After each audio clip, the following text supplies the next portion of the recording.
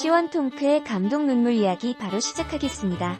안녕하세요. 저희 동네가 한동안 정말 뒤집어진 방송사에서 취재까지 문의 온 저의 믿기 힘든 F사연을 제보하기 위해서 이렇게 사연을 보내게 되었습니다.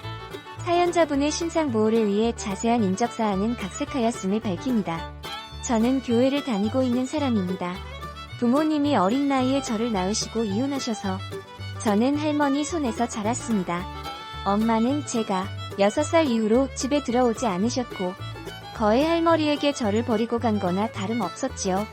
할머님이 교회를 다니셨고 교회분들이 감사하게도 저를 어릴 때부터 정말 많이 챙겨주셨어요. 할머가 편찮으셔서 계속 집에서 누워있으시고 병원도 못 가고 교회도 못 가니니 교회분들이 저희 집에 찾아오셔서 할머니를 병원에 데려가 주시고 쫄쫄 굶고 학교도 못 가고 있는 저를 데려다가 씻기고 같이 밥도 먹여주시고 정말 친자식 돌보듯이 그렇게 저와 할머니를 챙겨주셨습니다. 종교 때문에 교회를 간 것보다 거기 있는 사람들이 너무 좋아서 학교만 가면 엄마 없는 애라고 냄새난다고 왕따 시키고 놀리고 힘든데 교회만 가면 다들 날 좋아해주니까 그렇게 교회를 다녔던 것 같아요. 할머니 돌아가시고 저 대학 간 다음에도 꾸준히 그 교회를 나갔습니다. 덕분에 저는 사람에게서 받은 상처를 그곳에서 치유하며 건강한 어른으로 자랄 수 있었고요. 그런데 그런 저희 교회에 새로운 분들이 들어오게 되었어요. 남자 3분이었고 한 분은 신학대학교를 다녔던 사람이고 그분을 따라온 친구라고 하더라고요. 사실 저희 교회 규모가 작아서 다니던 사람만 다녔거든요. 새로운 분이 오신다. 목사님과 저희들도 반갑게 환영해주고 어색하지 않게 친절하게 대해주었습니다. 몇 번 나오고 안 나올 줄 알았는데 몇 달간을 한 번도 안 빠지고 다 오더라고요. 약간 갤렁하게 생겨서 솔직히 조금 처음에는 첫인상이 그렇게 좋지 않았는데 생각보다 성실하고 교회에 힘쓸 일 있으면 도와주고 좋은 사람 같았습니다. 같이 교회 다니는 제 친구들이 그 오빠들 중 2명을 좋아하게 되었고 의도치 않게 그 오빠들과 자주 있게 되었습니다. 사실 한 번도 남자와 사귄 적이 없었고 그렇게 남자들과 오랜 시간 같이 있어본 경험이 없어서 저도 모르게 그분들 중 한 명에게 마음이 생기더라고요.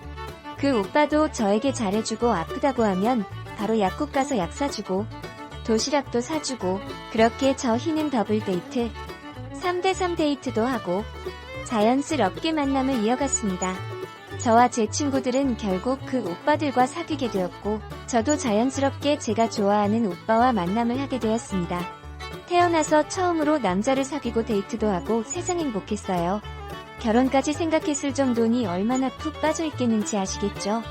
그런데 좀 특이한 거는 제가 워터파크 같은 곳도 같이 오빠랑 가고 싶고 갯벌이다 동해안 바닷가도 가고 싶어 했는데 오빠는 짧은 바지 입는 곳 가기 싫다고 무좀도 있고 다리에 흉터 같은 게 있어서 자기는 사람 많은 곳 다리 드러내야 하는 곳 가기 싫다고 하더라고요. 자세히는 모르지만 어렸을 때 뜨거운 물을 다리에 쏟아서 크게 흉터가 있다. 그래서 여름에도 긴 양말, 긴 바지를 입고 다니는 거다. 라고 했거든요.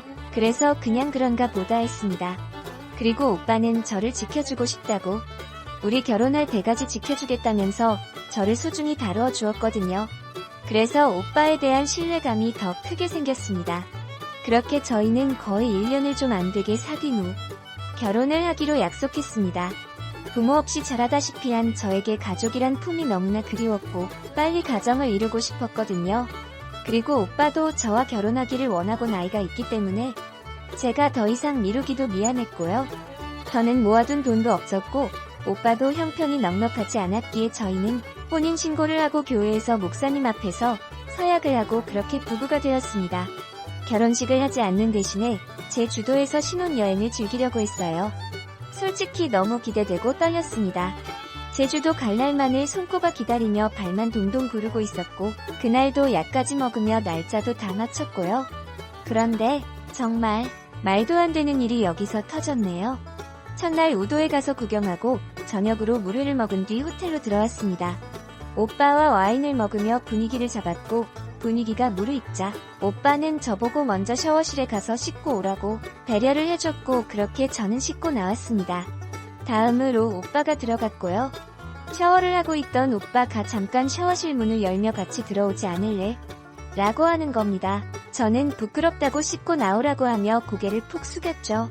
그런데 그때 제 눈에 들어온 건 오빠의 발목에 있었던 큰 발찌였습니다. 저는 당황해서 이게 무슨 발찌지? 설마 내가 생각하는 그 전자, 그게 맞나? 라는 오만 생각이 다 들었습니다. 오빠가 샤워하고 있은 동안 저는 어떡하지? 인터넷에 검색하고 난 일을 쳤습니다. 오빠가 나오기 전에 저는 오빠의 가방을 뒤졌고 그곳에서 충전기로 추정되는 큰 물건과 함께 인터넷에서 찾았던 위치 추적 휴대용 단말기? 사진이랑 정말 똑같은 게 있던 겁니다. 저는 온몸에 소름이 쫙 치면서 잠옷바람 그대로 제 핸드폰과 지갑을 챙긴 채로 바로 문을 열고 뛰쳐나갔습니다. 트렁크에 있었던 노트북과 제 옷들 전부 두고 그냥 미친듯이 달렸습니다. 신발도 제대로 못 신고 호텔에서 주는 실내에서 신는 그 흰색깔 슬리퍼를 신고 달렸어요. 그냥 정말 뒤도 안 보고 오빠가 따라올까봐 미친듯이, 정말 미친듯이 달렸습니다. 저는 호텔에서 뛰쳐나와서 도로에 쌩쌩 달리는 차들을 붙잡으려고 난리를 쳤고 결국 택시를 잡은 뒤 공항으로 가달라고 했어요. 그렇게 미친 사람처럼 부들부들 떨며 공항에 도착했고 서울로 가는 가장 빠른 항공권을 예매했지만 5시간 뒤에 출발하는 것만 있었고 저는 공항까지 오빠가 찾아올까봐 울고불고 난리를 치다가 여자 화장실 안쪽에 들어가 벌벌 손을 떨며 친구들에게 전화했습니다. 오빠 친구들과 사귀고 있는 친구들에게 이 사실을 말했고 친구들은 깜짝 놀라 어쩔 줄 몰라 했습니다. 당장 서울로 오라고 그리고 신고하라고 지금 이게 무슨 경우냐고 화들짝 놀랐고요. 그렇게 저는 불안에 떨며 한시도 전화통화를 내려놓지 못한 채 겨우 비행기에 탔고 서울에 도착했습니다. 집으로 바로 가지 못하고 친구네 집으로 가 저는 몸을 피했어요.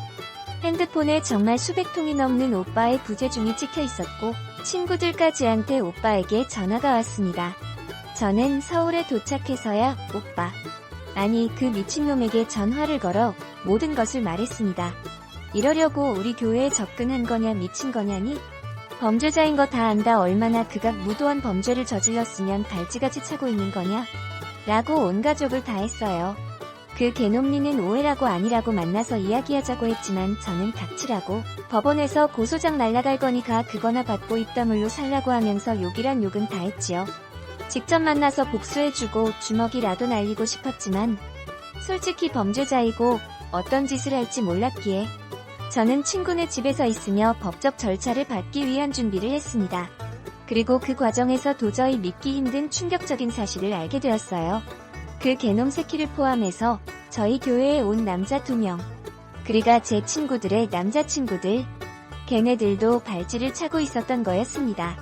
제 남편을 포함해서 총 2명이 발찌를 차고 있었고 또 1명은 발찌만 안 찼을 뿐이지 범죄 이력이 화려한 그 인터넷의 알림이 사이트 들어가서 지역 검색해서 범죄자 나오는 거기에 나오는 사람이었습니다.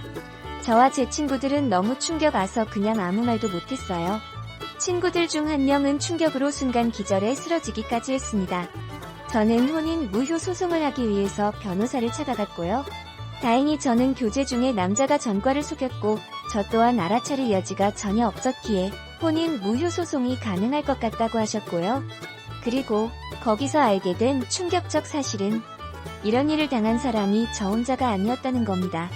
그 발찌를 차고 해외로 신혼여행을 간 사람만 해도 집계된 것만 8명이고 발찌를 차고 몰래 숨긴 후 연애를 하고 있는 사람들은 아마 셀 수 없을 정도로 많을 거라고 하시더라고요.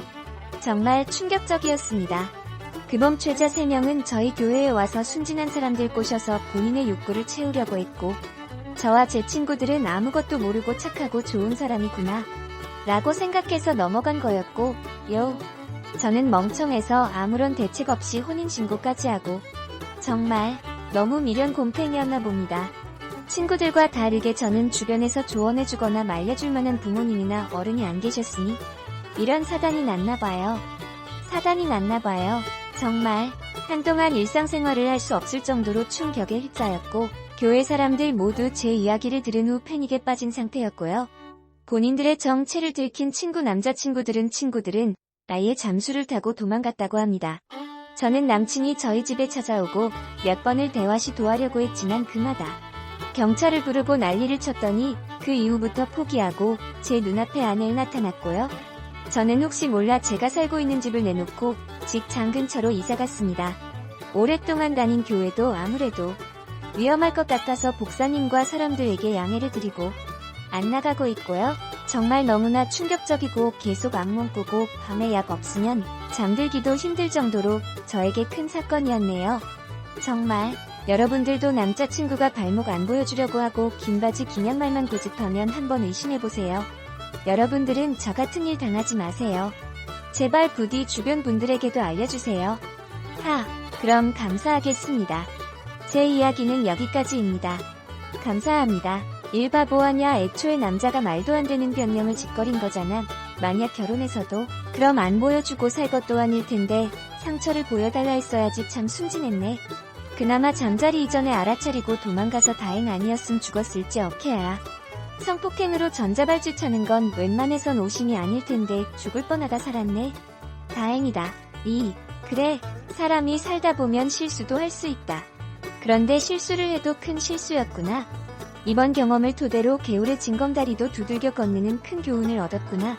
모든 일은 신중해야 한다.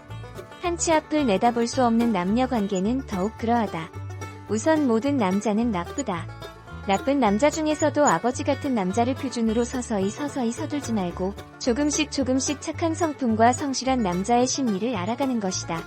착하다는 것은 대인관계나 생활 속에서 약간은 바보처럼 보이고 경우에 따라서는 손해를 보는 것 같지만 일생을 통해서 보면 아무런 뒤탈이 없고 보람되고 자랑스러운 일만 남는다. 곁들여 여자도 착하고 성실한 것은 남녀 모두 공통이며 필수적이다. 쓰니 정말 많이 힘드셨겠어요. 진짜 소름이 돋네요. 무서워라. 이젠 잘 알아보고 사귀든 하셔요. 그래도 진작 알아 도망이라도 나왔으니 다행이지.